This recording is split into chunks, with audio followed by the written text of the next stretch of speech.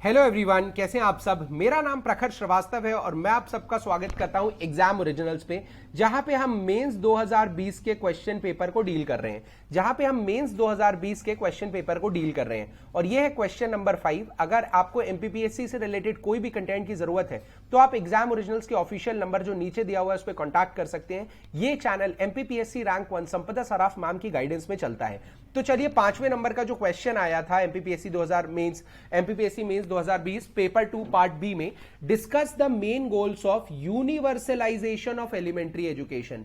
Universalization of elementary education मतलब जो elementary education को सबको, देखो यूनिवर्सलाइजेशन का मतलब जो एलिमेंट्री या प्राइमरी एजुकेशन है ना वो हमें सबको देनी है। तो इसके मेन गोल क्या थे? देखो अब आप लोग क्या लिखोगे, यूनिवर्सलाइजेशन के बारे में लिख दोगे, ठीक है, प्राइमरी एजुकेशन के बारे में लिख दोगे, लेकिन आपके पास बहुत लिमिटेड स्पेस है, सिर्फ 50 शब्द है। तो आपको क्या लिखना है? आपको लिखना है कि क्या गोल थे। जो आपका एक नंबर होगा ना, जो आपका एक नंबर होगा वो किस चीज पे फोकस करेगा? जो आपका एक नंबर होगा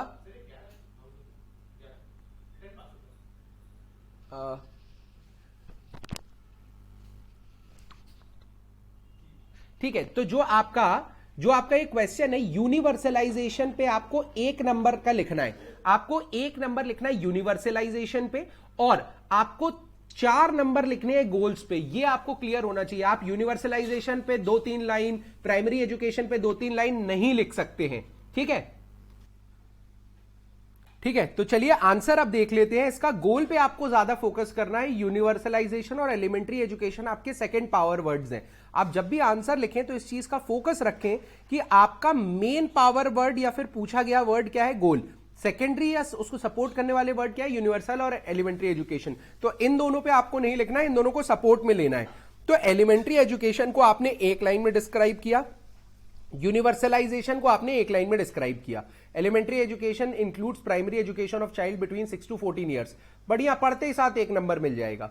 universalization of elementary education is a provision to provide free educational opportunity to children of society respective of caste, creed, sex etcetera.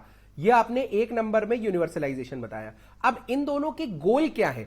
तो देखो, आपका सबसे पहला गोल है कि जो स्कूल ड्रॉप आउट रेट है उसको 0 तक लेके जाना। ब्रिलियंट गोल, एक गोल ही है ना ये, तो ये आपको ज्यादा नंबर दिलाएगा। आप अगर एलिमेंट्री एजुकेशन और यूनिवर्सलाइजेशन के बारे में लगातार बात करोगे तो नंबर नहीं मिलेंगे। इसके बाद सेकंड है, दूसरा गोल क्या है? Achieving the goal of article 26 of universal declaration on human rights that every individual has right to education. Brilliant point, इस पे आपको अलग से एक नंबर मिलेगा, ठीक है। Bring poor and educationally backward class to main stream, ये आधे नंबर का पॉइंट है क्योंकि उसमें कुछ फैक्ट्स नहीं है, ये थोड़ा जेनेरिक पॉइंट था, ठीक है। और mental and intellectual development which leads to further dignified life, ये आपका आधा नंबर लेगा। आप ये समझो, इसमें आपने पूरे 5 नंबर लायक लिखा, इसमें आपको 4 नंबर कैसे भी मिल जाएंगे अगर आप ऐसा आंसर लिख रहे हो तो। लेकिन आप क्या करते हो, एलिमेंट्री एजुकेशन पे ही पेल दोगे, यूनिवर्सलाइजेशन पे ही पेल दोगे, गोल तक आओगे नहीं। तो कभी क्वेश्चन होता है ना, जैसे मैंने पिछला क्वेश्चन भी कराया था, ये आपका पिछला क्वेश्चन था, ठीक है, प्रीवियस वीडियो में जो हमने देखा था। अब देखो इसमें क्या बोला गया है, मेन इनिशिएटिव्स टेकन बाय। तो मेन इनिशिएटिव आपका पहला पावर वर्ड है, तो 3 नंबर तो आपको मेन इनिशिएटिव में लिखना ही है। जो आपका क्वेश्चन होता है ना, जो शुरू के 5-6 वर्ड्स में पूछा जाए ना, उसको 3 नंबर कम से कम दो। इसके बाद किस चीज के main initiative? Women policy of Madhya Pradesh के।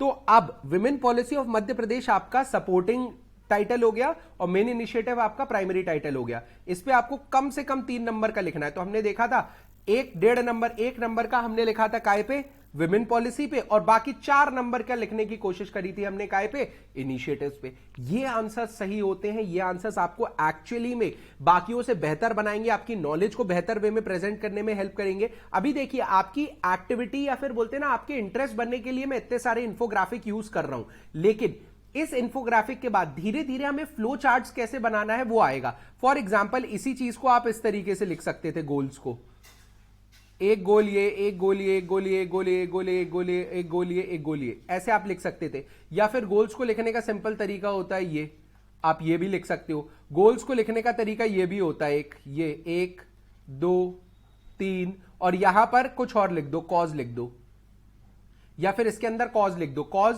मतलब इसके अंदर लिख दो कि क्या इशू है और यहां उसके कॉजेज लिख दो। बहुत सारे फ्लो चार्ट्स होते हैं, हम सारी चीजें सीखेंगे इस सीरीज में, क्योंकि एग्जाम ओरिजिनल मैं बता रहा हूं आपको कि हमारे पूरे एफर्ट्स रहेंगे कि आपकी मेंस की क्वालिटी सुधारें, आपको एक ऑफिसर क्लास बनाएं।